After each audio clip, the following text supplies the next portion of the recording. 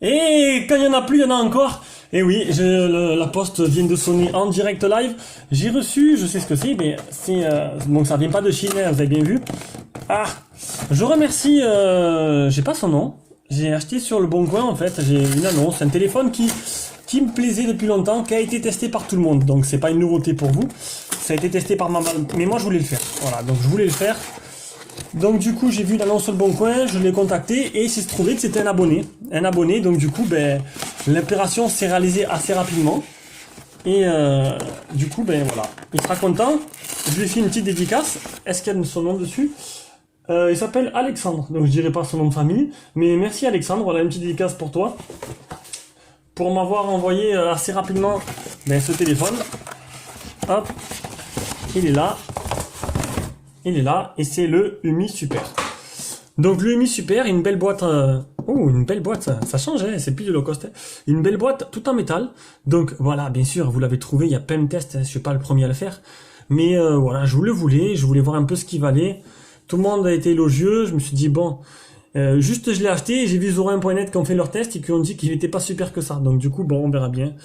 Je pense que j'essaierai d'être le plus objectif possible. Peut-être que je le garderai pour moi. Donc c'est le Mi Super, c'est un processeur Heliox P10 octa-core, Android 6.0, 4 Go de RAM, 32 Go de ROM, double SIM avec une carte SD, 4000 la batterie, en espérant qu'il fait vraiment 4000 parce que mon futur, j'ai pas l'impression qu'il me fasse 4000, même si franchement ce téléphone est vraiment excellent, je le répète. Un écran Sharp en 5.5 en Full HD, 2,5D, 13 mégapixels et toute bande 4G. Allez. Hop. Et c'est pas le dernier déballage de la journée, je réserve une petite surprise juste après.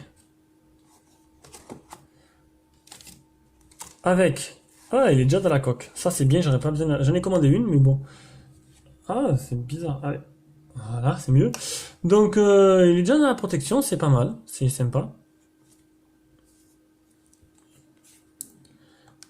On va l'enlever sans le casser. Du coup, j'aurai quelque chose pour le protéger en attendant de recevoir.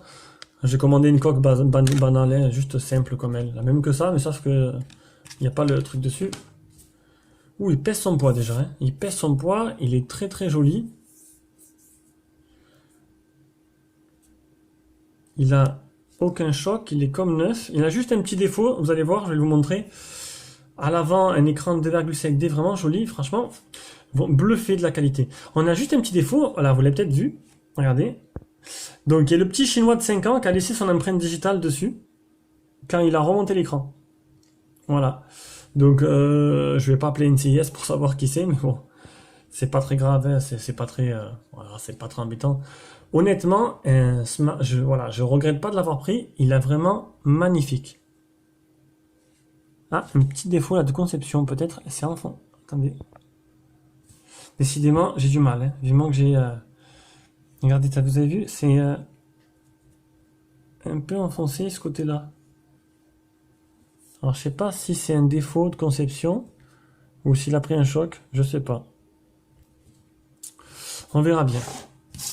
Il est où le... Ah là, et j'ai perdu, il est là-bas. Hop, il est ici. Tac. Donc dans la boîte, on va l'allumer. Est-ce qu'il y a de la batterie? Eh ben...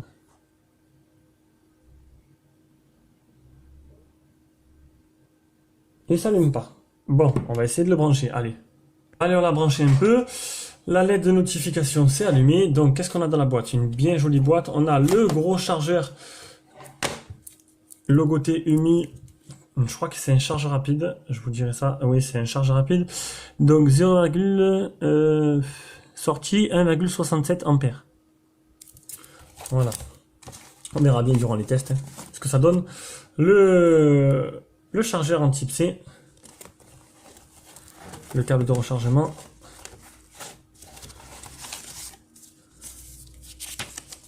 Le petit trombone pour ouvrir le téléphone.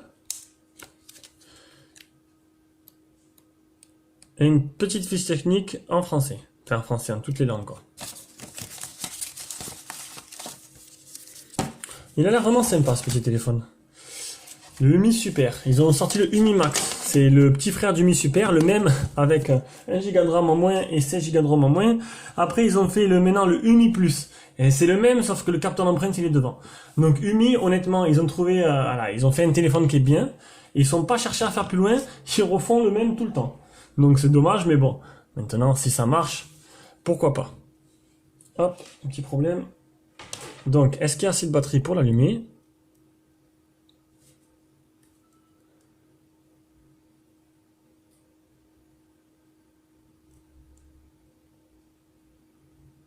Non, il n'est pas assez chargé, on va devoir le laisser. On continuera la vidéo plus tard. Allez, je l'ai chargé un petit peu et ça y est, donc il s'allume. Donc voilà, configuré en français. On va mettre le petit Wi-Fi qui va bien. Voilà, Wi-Fi configuré.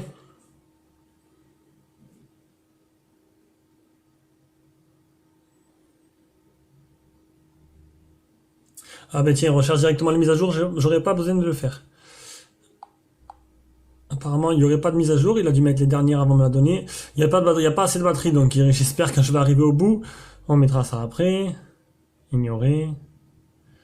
Ignorer.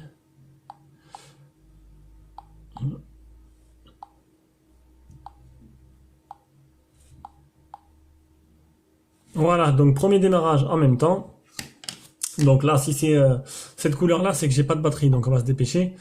Donc le téléphone est déjà paramétré en français. Les boutons sont sur l'écran. Mais apparemment, on pourrait les mettre en bas. Donc si on peut les mettre en bas, c'est le top. Bon, je verrai ça après tout à l'heure, plus tard quand je l'utiliserai. On va tester. Donc le launcher, ça a l'air d'être Google No Launcher, encore une fois. Dommage, pas de surcouche. L'écran a l'air assez joli, assez réactif. On va aller juste mettre une empreinte digitale. Merde.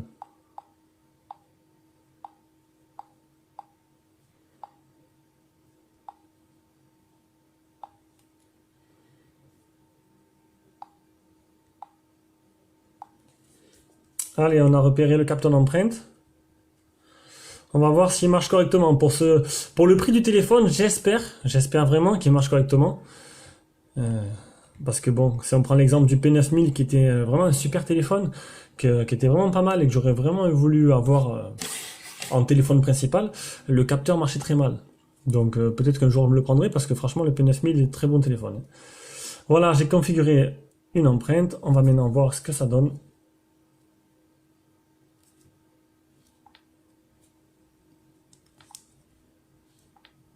Eh ben ça a l'air de marcher, on va le mettre dans l'autre sens. Vous savez quoi, on va tester s'il marche à 360 degrés. Il marche à 360 degrés, donc c'est très bien. Donc capteur d'empreinte qui marche très bien, parce que apparemment j'ai vu que sur certains tests, le capteur serait pas excellent. Donc ça a l'air de bien marcher. J'appuie là parce qu'en fait je pensais que la LED de notification c'était un bouton. En fait non, c'est juste une LED de notif. Je vais activer les boutons en bas, je crois qu'on peut le faire, si j'ai pas dit de bêtises. Voilà, donc le test sera disponible dès que possible sur la chaîne. Bisous à tous!